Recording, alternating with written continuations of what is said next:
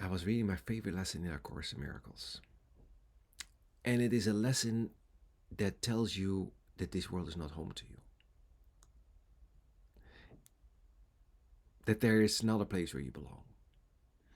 That what you're looking for can be found here. It's you're looking for rest, you're looking for peace, you're looking for happiness. And no matter how hard you try, there is this persistent feeling in you that keeps nagging you. And you're trying to suppress it and you're trying to ignore it and you're trying to get rid of it. But you can't. Right? The moment you're quiet, it comes rushing back in. Right? And it's that feeling that this is not it. I don't feel at home here.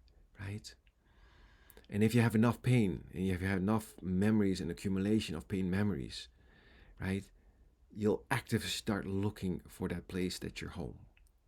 Right? And you'll stop denying that this is not your home. Until that time, you might be able to suppress it. But there's not a single mind in space-time that doesn't know exactly what I'm talking about. This world is truly not your home. And this is how it's expressed in that lesson I was just talking about. It says, this world you seem to live in is not home to you, and somewhere in your mind you know that this is true. Everyone knows it. That's why you keep trying to make yourself happy. That's why you're trying to find a solution to your existence in space-time. Try to solve the riddle of yourself. Try to somehow make this place your home and try to feel at home again. But no matter how much you try, you'll never, ever succeed because it's not your home. A memory of home keeps haunting you as if there were a place that called you to return. Although you do not recognize the voice, nor what it is that the voice reminds you of. This is a true fact, right? This is a fact. Like, there's this voice in you that constantly is trying to remind you where you belong, of who you are, right?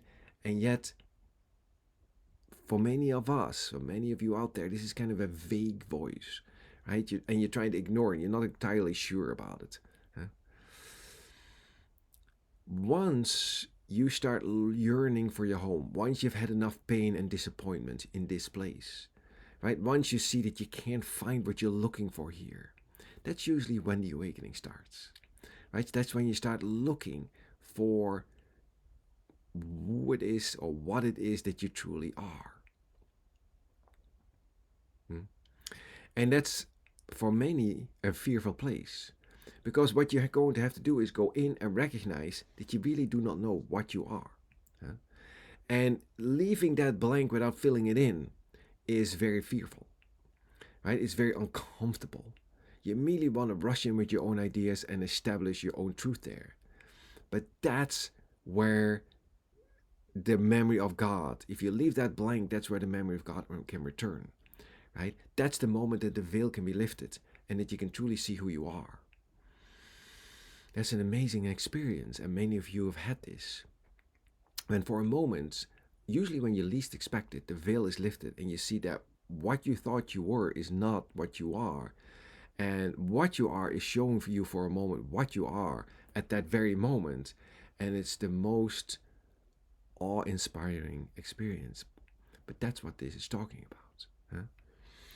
It says, nothing so definite that you could say with certainty you are in exile here.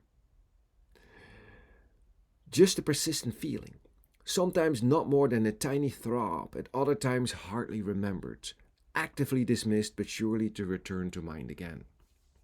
Why? Well, you can't get rid of it, right? If you're not at home here, but you're pretending that this is your home, right? That memory will keep being with you. That feeling, that nagging feeling that everyone carries with him, that that's trying to remind you of your true home. That's what the mind training of A Course in Miracles or any awakening training, right, to remember who you are will provide for you, is that undoing of those memories of space-time and the allowance of the memory of God to resurface in that blank space that you allow for it in your mind.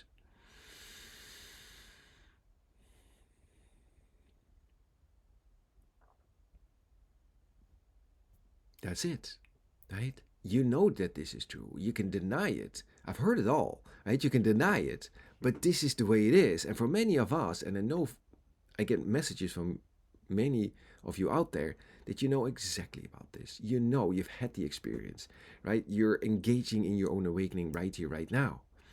And of course, that's always the invitation. The invitation is to just be quiet for a moment, draw your circle, and let the truth come in, right? You're not going to defend yourself any longer against the truth. You're ready to receive it.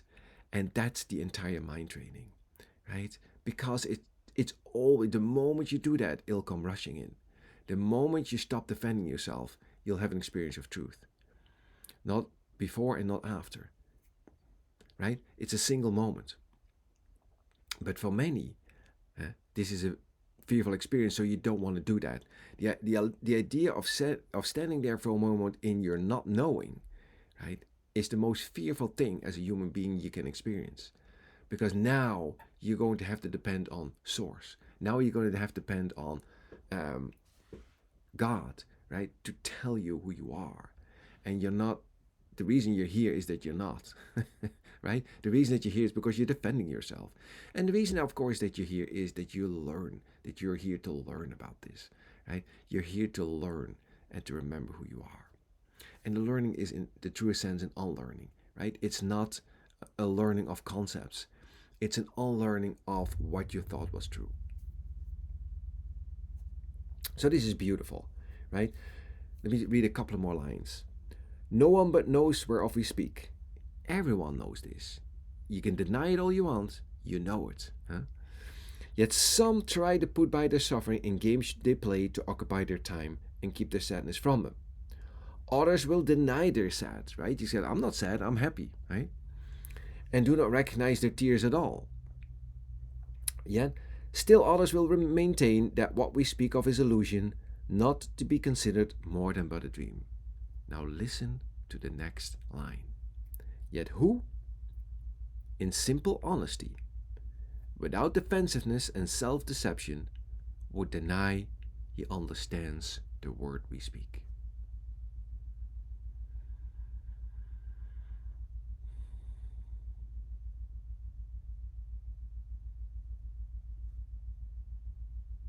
That's it, right?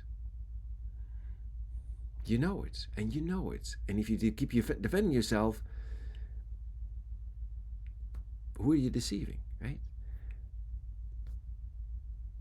Those of us who are awake, you can see right through the defense. Love it. We speak today for everyone who walks this world, for he is not at home. He goes uncertainly about an endless search, seeking in darkness what he cannot find, not recognizing what it is that he seeks. 1,000 homes he makes, yet none content his restless mind. He doesn't understand he builds in vain. The home he seeks cannot be made by him. There is no substitute for heaven. All he ever made was hell. There it is, right? You're looking for your home. Now, your home is right with you, right? It's within you. But in order to access that, you need for a moment, right, to allow that to happen, to lay down your defenses, and to accept yourself as you truly are. And if that requires some practice and training, let that be so. That's the awakening. That's the spiritual transformational process. But right here and now, that memory is with you. It's available, and all you have to do is want it. That's all. You have to want it, and you have to want it above all else. And when you've had enough pain and enough disappointment, you're ready, right? Because then when you really see that no matter what you're going to do, you're not going to find it here.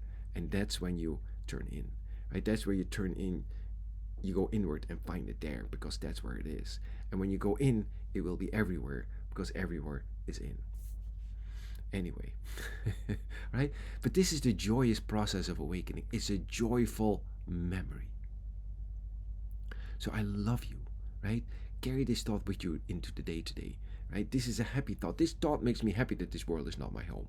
And I know it because I've had the experience and still having the experience. So I know that this is true, right? And I carry that memory with me, and that's my happy thought for today. I love you. Have a great, great day, and I'll see you everywhere.